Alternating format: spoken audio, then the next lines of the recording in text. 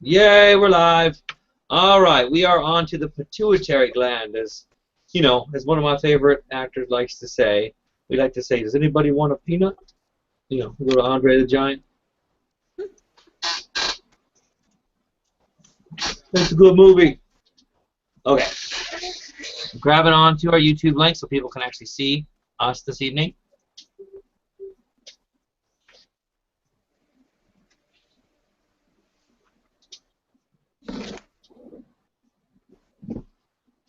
All right. Just like last time, we're just doing a small one.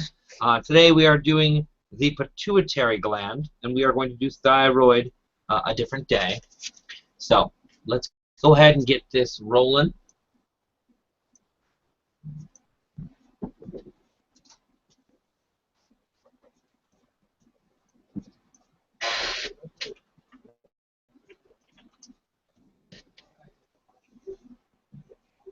Here we go.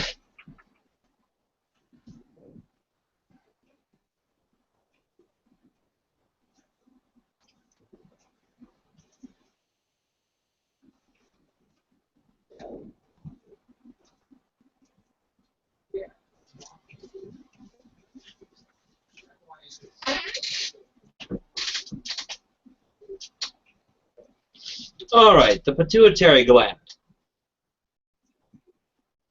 What's it also refer to?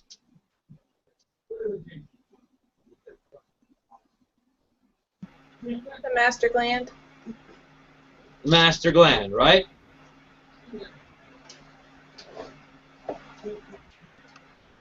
It influences the secretion of hormones by other endocrine glands controlled by the hypothalamus, and it has two parts: the anterior pituitary and the posterior pituitary.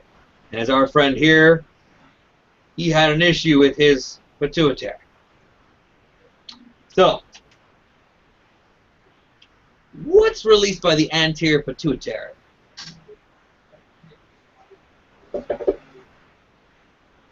FSH, LH, ACTH, TSH, and growth hormone. Oh, I like letters, but I need to know what they mean.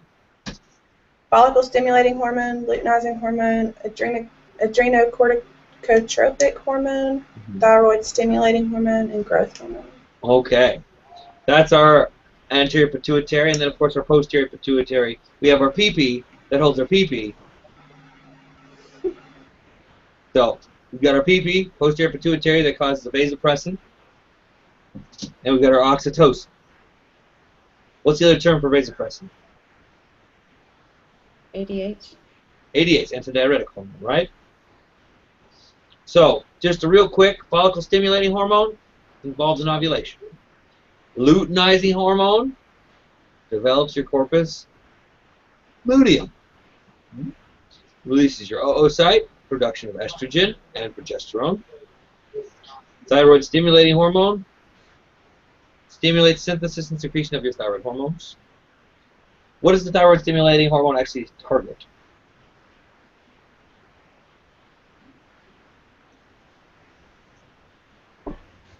The thyroid? Yes. Just make sure you know where you're going. Know your axis. Growth hormone, also known as what? Somatostatin. Mm-hmm. No. Somatotropin. Mm-hmm. So it makes more sense now when you think about the other ones. Somatostatin, somatotropin. Growth hormone is your somatotropin. Stimulates the growth of bone and muscle, promotes protein synthesis, fat metabolism, decreases your carbohydrate metabolism. So, your vasopressin controls the excretion of water by the kidney. Secretion is stimulated when the osmolarity of blood, by the increase in the osmolarity of blood, or the decrease of pressure with your blood. So vasopressin actually increases your blood pressure. Where is vasopressin and oxytocin made? Posterior. Pituitary. No. Made in the hypothalamus and then stored in the posterior pituitary. There you go. Yep. Now, There's your general idea. Yay, that's our pituitary. Now, in general, what would happen to our glands if we didn't have a pituitary?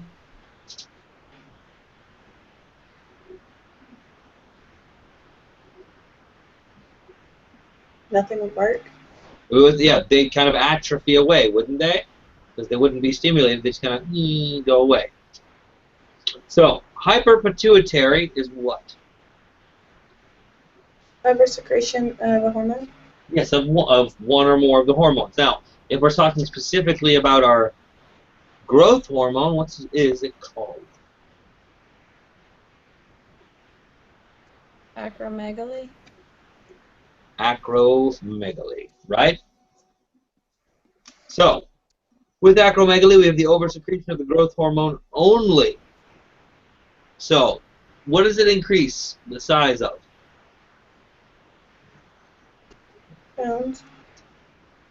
Bones, yes. Length, width, and height? Just thickness and width. Just your thickness and width, right?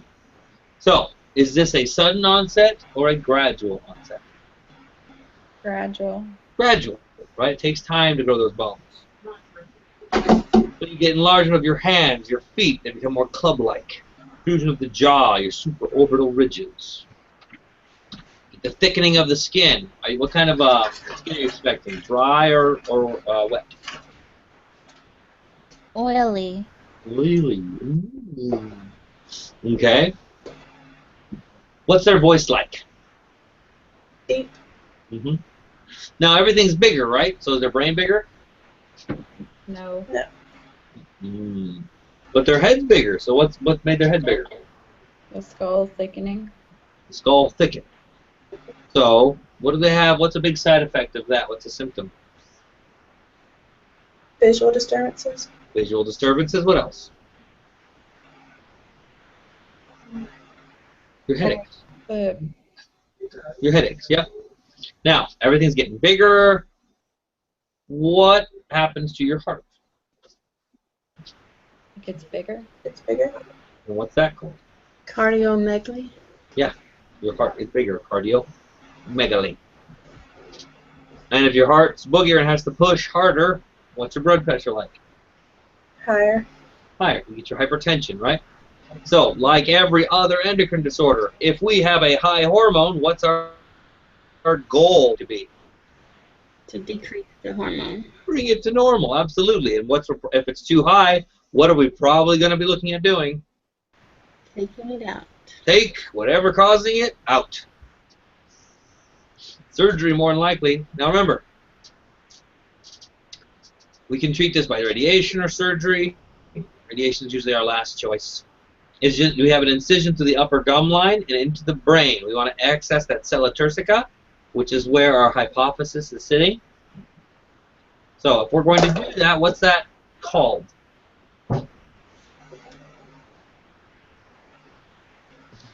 The transsphenoidal approach. The transsphenoidal approach, and then once we remove it, what's that called? Hypobisectomy? Hypobisectomy? Not bi. Go through There's there. no bi in there. Down there. No. No, no, no. You sure, David? Hypophycectomy. There we go. Hypophycectomy. Yep. So, before we get to surgery, we have some medications to help lower it. What hormones work against growth hormones? What works against somatotropin?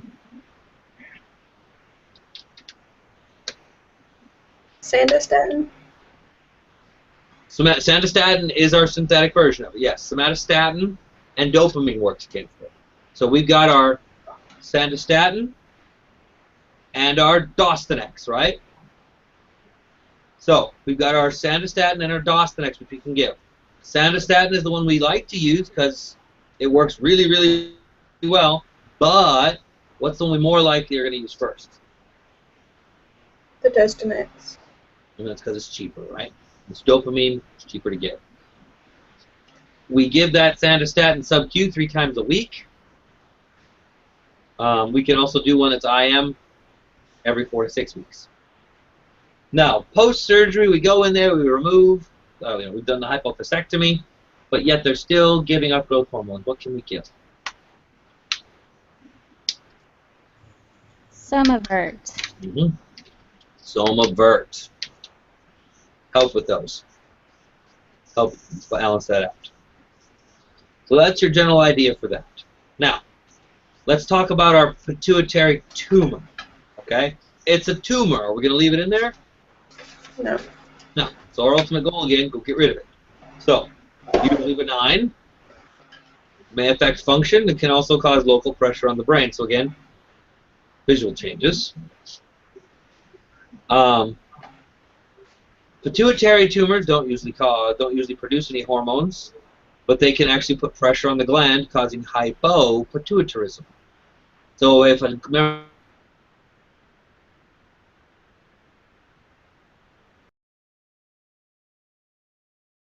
if there's a pressure, normal symptoms for somebody who has a pituitary tumor, what do you think it's going to be? Hypopituitarism.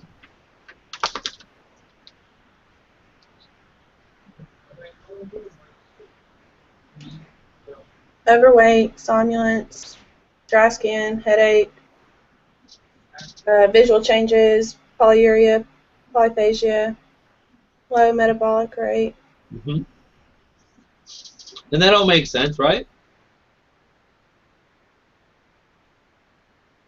You know, the vasopressin is not all released like it's supposed to. So, and of course the pressure, of course, would cause the visual deficits. So, diagnosis of a tumor. How do we diagnose a tumor? What's the first thing we diagnose for all our endocrine disorders? First thing we need. History.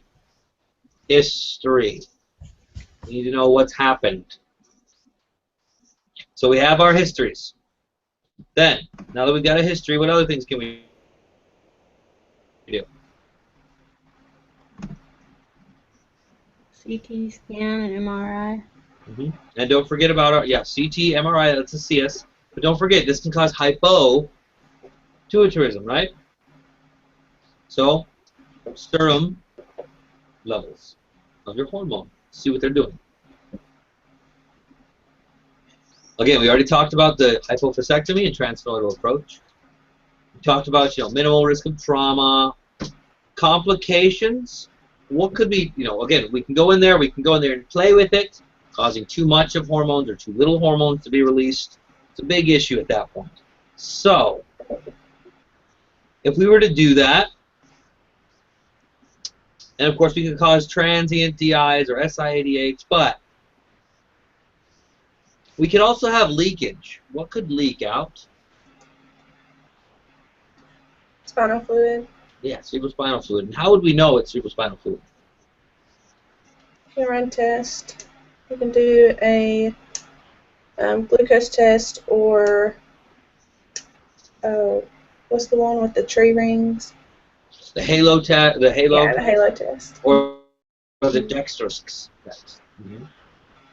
So we've done that. We've looked at that. Now, what could go if we have a hole in? We have a hole going in, so something could go in there. Get meningitis. Air could go in there. What is it called if air gets in there? Pneumocephalus. Pneumocephalus. Yep. Now, looked at all that kind of stuff. Again, visual disturbances could occur. Now, pre-op medical management, we get a series of endocrine tests, rhinologic evaluations, fundoscopic exams, take a look at the eyes, visual field testing, checking for pressure. Remember, the pituitary tumor affects pressure on the optic nerve. We've heard that like 4 or 5 times already. Culture your nasopharyngeal secretions, see if they already have an issue. Corticosteroids. Why are we giving steroids before they go to surgery? In case the pituitary gets messed up. In case the pituitary gets messed up, right? So, if the pituitary gets messed up, ACTH may not be released. And then we don't have what coming out? Corticosteroids. Corticosteroids aren't coming, and then we can't handle stress. So we need to give something to supplement that. So, pre-op management, we need to teach them breathing. Deep breathing to help with that. What about our normal thing? Turn, cough, deep breathe. What about that? Avoid coughing. Yeah. Avoid coughing, sneezing, the whole, clearing those nostrils. We don't want that, right? No drinking through a straw. No drinking through a straw. Causes an increase in pressure at the surgical site and can cause a leak. We want a mustache dressing there. Can we change the mustache dressing without an order? Yes. Yes, we can. Now, intraoperatively, clean those sinuses, antibiotic sprays, nasal cavities are packed with Vaseline gauze, mustache dressing. Post-op, we want to watch for infection, prevent it. Monitor our hemodynamics post-op, cardiovascular, respiratory, of course, ABCs. Whenever we're in there with these patients, what do we want to check for? Visual disturbances, leakage from their surgery, like the spinal fluid leakage. Yep, check their spinal leakage, see if there's any clear fluid, check with the dextro sticks, check for that. Also, as you said, check for visual. How many fingers am I holding up? How many fingers am I holding up? You start having visual disturbances, what are we worried is occurring? Hematoma. Hematoma. Call the doctor. What should we do with their bed? What? Raise the head of the bed up. Raise the head, 30, 60, depending on what we're looking at. Yeah. Don't let them sneeze. Tell them not to sneeze or cough or drink through a straw. We already said that. Don't let them bend over or strain to defecate. So, a good colace. Use their knees to get things. Monitor their eyes and nose, watching for those transient DIs, maybe SIDH. Watch for specific gravity of the urine. Weigh them daily. Now, if clear drainage, of course we talked about the glucose, the dextro sticks, look for the halo sign, concentric circles, blood in the middle, you get your CSF outside. Now, good oral care is necessary. Can they brush their teeth? No. Well, then how are we supposed to give them good oral care? Saline rinses. Daily rinses, that's a good one. What else? Those pink spongy toothlets. Uh-huh. What can we put in that room to help them keep it moist?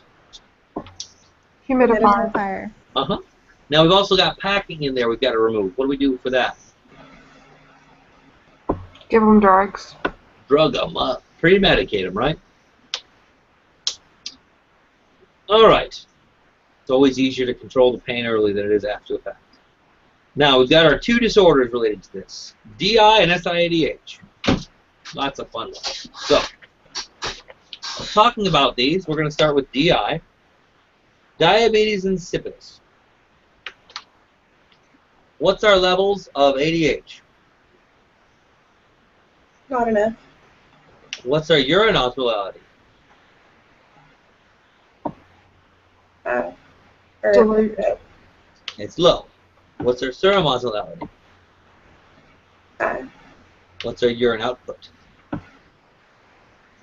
High. High. So, this can result from abnormality of the hypothalamus pituitary, head trauma, brain tumor, CNS infection, ablation of the pituitary gland. This is your opposite of SIADH. So, your ADH, as we said, was low. Kidneys fail to reabsorb the water.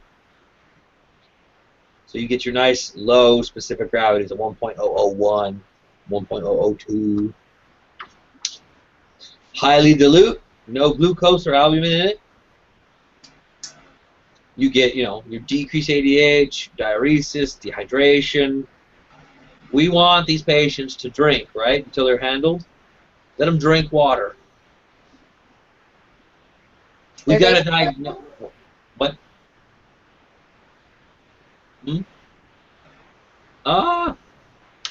Now, if we've got to diagnose them, what do we have to do?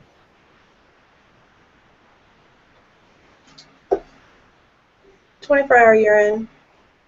24-hour urine for volume and creatinine. If we're doing a 24-hour urine, we need to make sure we do what when we're telling these patients, educating them how to get it? Empty their bladder before they start, and each time they have to go to the bathroom, they need to use the bathroom in the container. If they miss one, they have to start over. Yes, remember, do not start with the first one. First one is empty. So, so that's our beginning on that one. We've also got a challenge test. What's the challenge test? Vasopressin. Vasopressin challenge test. So, we give them desmopressin, and then we measure the urine volume, specific gravity, osmolarity to differentiate between nephro or neurogenic. So, if I give them vasopressin, and then the specific gravity goes up, and the urine volume goes down, what does that tell me?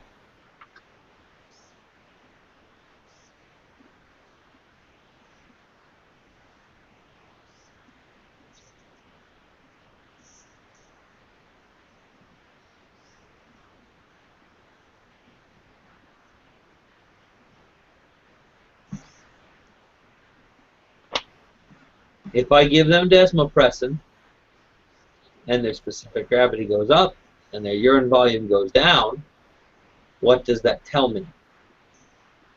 Is it nephrogenic or neurogenic? Neurogenic. Neurogenic issues, right? Because my kidneys responded. If I gave it to them and there was no change, then I know it's nephrogenic. Because then my kidneys didn't respond. Again, let them drink. No fluid restrictions until it's controlled. Your two major side symptoms would be polyuria and polydipsia. They can excrete, 5 to 10 liters. Some places say up to 30 to 40 liters a day, depending on how much they take in. Do not restrict their fluid. They're going to have weight loss, poor turgor, dry mucous membranes, tachycardia, hypotension. The goal, replace the ADH. Give them their fluids. Identify the cause and fix it. So, desmopressin was the challenge. Can we give desmopressin as the cure or the treatment? Yeah. Yes, we can. Absolutely. Give it to them. What's the other version of SIDH or of ADH we can give? Vasopressin. With Pitressin. Yeah, Pitressin, yeah. Then we've also got our diabetes and Tegretol, enhance the diuretic effect of their ADH stimulants. And we've got our hypotonic IV fluids at that point too.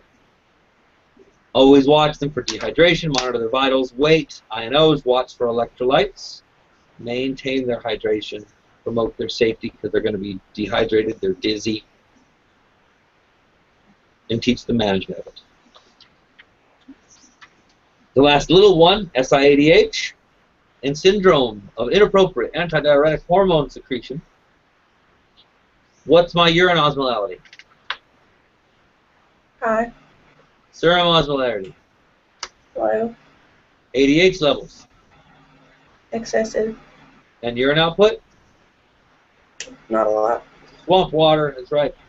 So, this is your disorder associated with excess amounts of ADH. So you have water imbalance, solutional hyponatremia. So, fluid retention, serum hypoosmolality, dilutional hyponatremia, hypocaloremia, concentrated urine, increased vascular. So you're a big bag of water. You're a bag of water now. Low sodium results in neurologic changes. So, that's your general idea for that. We need to treat this. Let's get that water out. What do we got to do?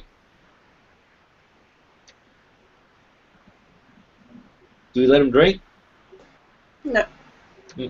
Fluid restrictions, but they got to drink a little bit. How much can they drink? Half a liter to a liter a day. Half a liter to a liter a day. Can they have IV fluids? They need to give them IV fluids, though. What type? Hypertonic.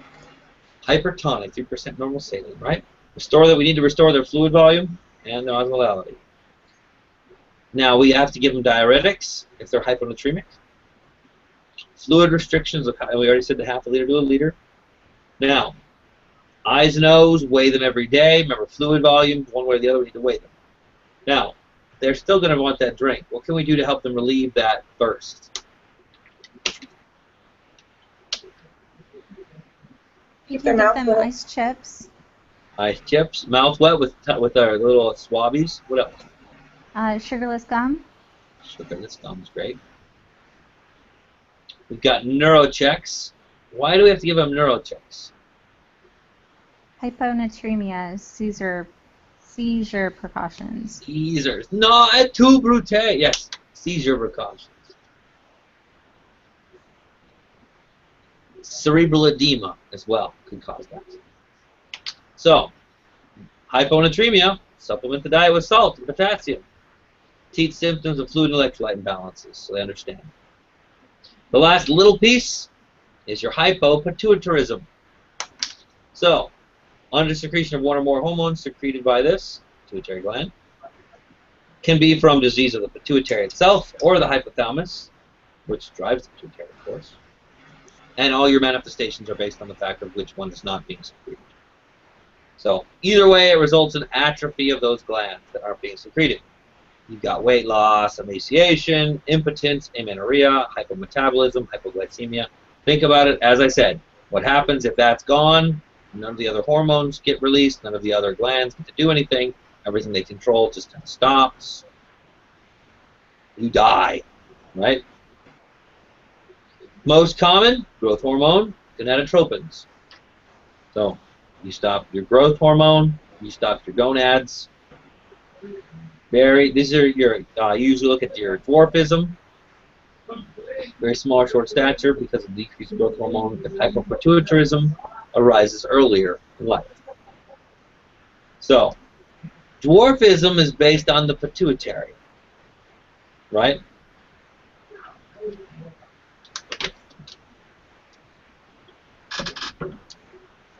All right, so that is our pituitary. We've got the recording. We are good to go, ready to rock out that one. The only other one left we have is thyroid and a set of a question recording, which we can always do later. So, thank you.